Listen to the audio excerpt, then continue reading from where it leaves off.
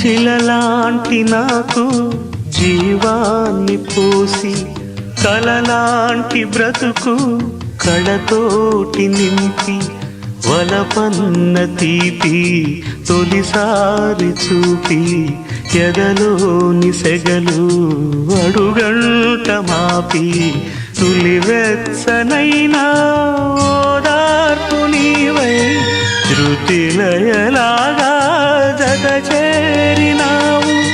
నువ్వులేని నన్ను హింసలేను, నా వేదనంతా నివేదించలేను. అమరం అఖిలం మన ప్రేమ